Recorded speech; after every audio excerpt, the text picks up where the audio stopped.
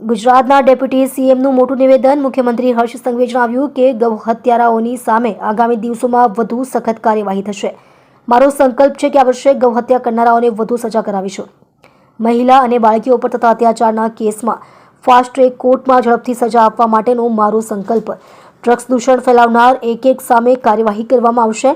ગુજરાતભરમાં ગઈકાલે 8 જેટલા ઓપરેશન પાર પાડવામાં આવ્યા, તે બદલ હું પોલીસને અભિનંદન આપું છું। આજે મારા 41માં જન્મદિવસ નિમિત્તે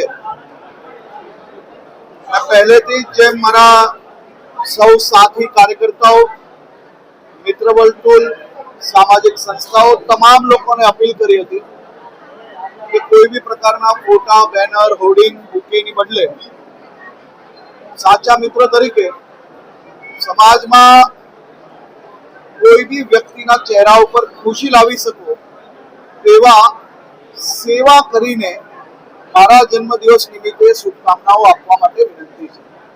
આજે સુરત શહેરમાં 250થી વધારે જગ્યાઓ પર જે સામાજિક સંસ્થાઓ દ્વારા, સેવાભાવી લોકો દ્વારા, ભારતીય જનતા પાર્ટીના અલગ અલગ બોર્ડો દ્વારા, મારા સૌ સાથી કાર્યકર્તાઓ દ્વારા જે સેવાના કાર્યક્રમોનું આયોજન કર્યું છે તેવા સૌ સાથીઓને હું સર્વપ્રથમ ખૂબ ખૂબ આભાર માનું છું।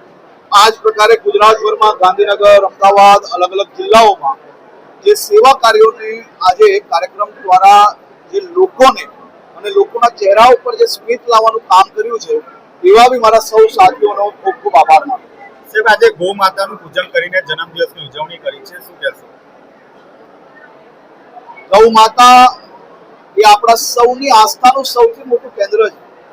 41માં જન્મદિવસ નિમિત્તે દિવસની શરૂઆત ગૌ માતાની પૂજા કરીને, પૂજા અર્ચના, સેવા અને વંદન કરીને માં ગૌ માતાના આશીર્વાદ લઈને આજના દિવસની શરૂઆત કરી છે।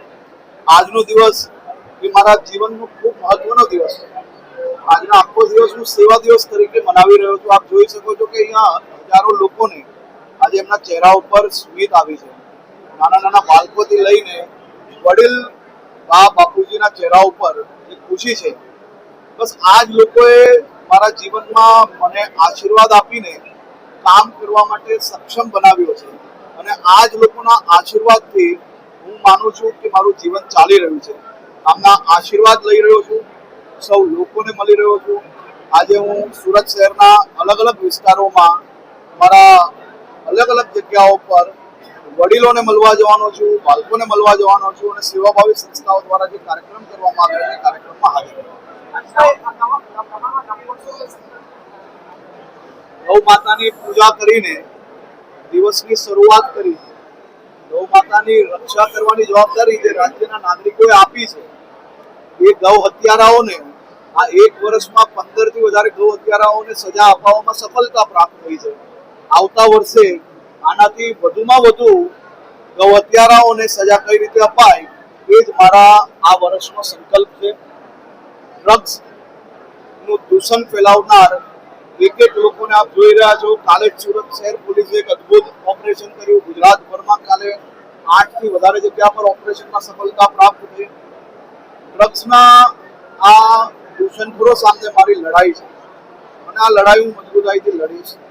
ગુજરાતમાં ગુજરાતના યુવાધનોને નુકસાન પહોંચાડનાર એક લોકોને હું ટીકા કરીને છૂટી જવાની બદલે આ લોકોની સામે મજબૂતાઈથી લડીશ અને લડીને આ દૂષણને સાફ કરવામાં સમાજના સૌ લોકોને સાથે રાખીને આ દૂષણની સામે લડતો રહીશ। દીકરીઓને ન્યાય અપાવવા માટેનું જે ફાસ્ટ ટ્રેક કામગીરી ચાલી રહી છે એ કામગીરીમાં વધુ ઝડપ કઈ રીતે આવે તે માટે કામ કરીશ।